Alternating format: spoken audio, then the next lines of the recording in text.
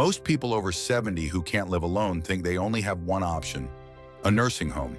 That's not true. And choosing a nursing home out of fear before you've looked at the real alternatives could be one of the biggest mistakes of your life. There are 6 things you can do instead, and most people have never even heard of half of them. When the moment comes where daily life starts to feel harder, whether it's getting around the house, keeping up with meals, or just feeling safe at night, the word nursing home starts getting thrown around by doctors, by worried family members, sometimes even by ourselves. But here's what nobody talks about. A nursing home is not your only choice, and in many cases, it's not even the best one. There are real practical options that let you stay in control of your life, your space, and your daily routine. Today, we're going to go through 6 of those options, one by one, so that you or someone you love can make a real decision, not just a fear-driven one. Let's get into it. Here's what usually happens. Someone reaches a point where living completely alone starts to feel unsafe or too hard. Maybe they had a fall. Maybe cooking and cleaning started feeling like too much. Maybe family started noticing and getting worried. And almost immediately, the conversation jumps to nursing homes. But think about what that actually means. Leaving your home, your neighborhood, your routines, your independence. For a lot of people, that's not just a big change. It feels like losing a piece of who they are. The good news? In most cases, you're not actually at the point where a nursing home is the right call. You're at the point where you just need a little more support. And that support can come in a lot of different forms. So let's talk about what those forms actually look like. Option 1, stay home with support. The first option is the one most people overlook because they assume it's not possible, but it is. And it might be simpler than you think. Staying in your own home while getting help with certain tasks is something a lot of seniors do every day. We're talking about things like meal preparation, light housekeeping, help with bathing or getting dressed, and transportation to appointments. This kind of support is called home care, and you can get as little or as much of it as you need. Some people only need someone to come by a few hours a week. Others need daily help. Either way, you get to stay in the place you've lived in, the place that feels like yours. What makes this work is being honest about what you actually need. It's not about asking for help with everything. It's about getting help with the specific things that are becoming difficult, so everything else stays manageable on your own. The level of support can also grow over time. You don't have to figure out the next 5 years all at once. Start with what you need right now and adjust as things change. This option keeps you in your home, in your neighborhood, close to the people and places that matter to you. For a lot of people, that alone is worth it. Option 2, simplify your space. Sometimes the problem isn't that you need more people around. It's that the home you're in has just become too much to manage.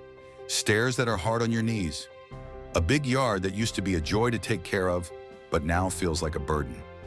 A house with 3 floors when you only really use one. In that case, downsizing might be the answer. Not as a loss, but as a way to make life easier and lighter.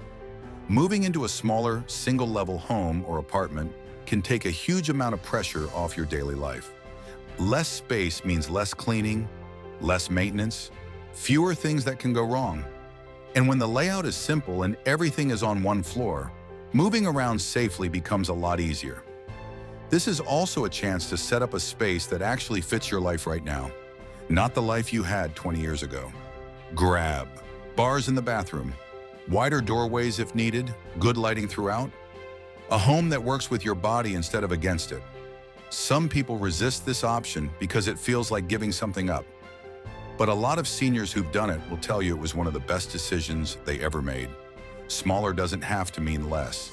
It can mean better. Option 3, family living done right. Moving in with family is something a lot of seniors consider, and it can work really well, but only when it's set up the right way from the start. The mistake most families make is jumping into this arrangement without having the hard conversations first. Everyone assumes things will just work themselves out, and then they don't. Before you make any move, sit down and talk honestly about everything. Who pays for what?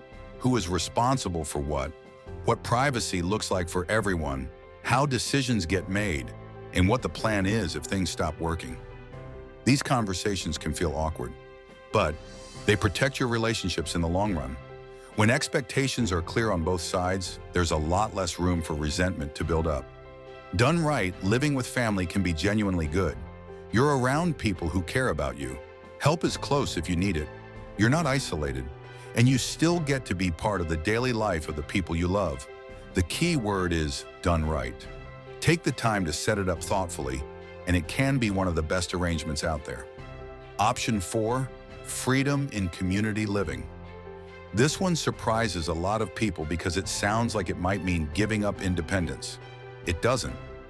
Independent living communities are designed specifically for seniors who are still active and want to live on their own terms, but who also want a little more structure, security, and social life around them. Think of it like having your own apartment inside a community. You close your door and your space is yours. You cook your own meals, keep your own schedule, and live your life the way you want to. But when you walk out that door, you've got neighbors your age, common areas, activities, and staff available if something comes up. These communities are not nursing homes. There's no medical care being provided, no one telling you what to do or when. The whole point is that you're an independent adult who just wants a safer, more social environment. For people who love their independence, but are starting to feel isolated or a little less secure living completely on their own, this can be a perfect middle ground. You get the best of both worlds, your own life with a community around you. Option 5, the power of home sharing. This is probably the most underrated option on this entire list. Home sharing is exactly what it sounds like. Two seniors sharing a home together.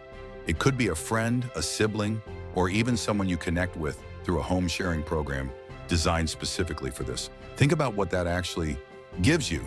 You split the cost of rent or mortgage, utilities, groceries. You have someone in the house if something goes wrong. You have company during the day and at night. The loneliness that a lot of seniors living alone experience, that goes away. This arrangement works best when both people are clear from the start about how things are going to work. Who's responsible for which bills? What are the house rules? What does privacy look like? How do you handle it if one person needs more help than the other? When those things are sorted out in advance, home sharing can be an incredibly positive setup. It's affordable, it's safe, and it keeps both people feeling connected and less alone. A lot of seniors who try it say they wish they'd done it sooner. It's one of those options that sounds simple but makes a genuinely big difference in day-to-day life. Option 6, stay safe on your terms. The last option is about building a support system right at home, using a combination of community resources, technology, and scheduled check-ins to create a safety net that fits your life. Let's break that down. On the technology side, a medical alert device, the kind you wear around your neck or wrist, means that if you fall or feel unwell, help is one button away. This alone removes one of the biggest fears that seniors and their families have about living alone. Beyond that, there are wellness check services that call or visit regularly just to make sure you're doing okay. There are grocery and medication delivery services that mean you don't have to worry about getting out when you don't feel up to it. There are apps and video calls that keep you connected to people you care about without needing to leave your home. On the community side, most areas have senior centers, local services, and volunteer programs that can help with rides, meals, and social activities. A lot of these resources are free or low cost, and a lot of seniors simply don't know they exist. The idea here is that safety doesn't have to mean being monitored or moving somewhere new. It means building a structure around your life at home so that you're supported, connected, and covered on your own schedule, in your own space. Here's the thing that ties all of this together. Every single one of these options has one thing in common. They put you in control.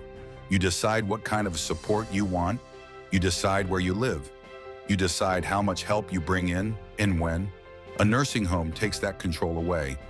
And for most people at 70, that's not actually necessary yet. The years after 70 don't have to look like decline. They can look like adjustment. Smart, thoughtful changes that make life work better, not a surrender of the life you've built. The people who tend to thrive in this stage of life are the ones who make decisions based on what they actually want and value. Not out of fear, not because someone pressured them, and not because they didn't know there was another way.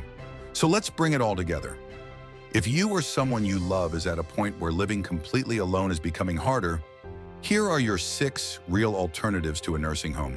Stay home with the right level of support, as much or as little as you need.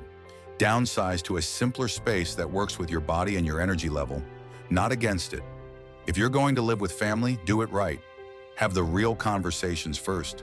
Look into independent living communities, which give you your own life inside a connected, secure environment. Try home sharing with another senior. It's affordable, companionable, and more practical than most people expect. Or build a safety network right where you are, using technology, community resources, and scheduled support. None of these options are one size fits all. The right one depends on who you are, what matters to you, and what your daily life actually looks like. But the point is, you have options, real ones, and taking the time to find the right fit is one of the most important things you can do for yourself right now. If this helped you, subscribe so you don't miss the next one.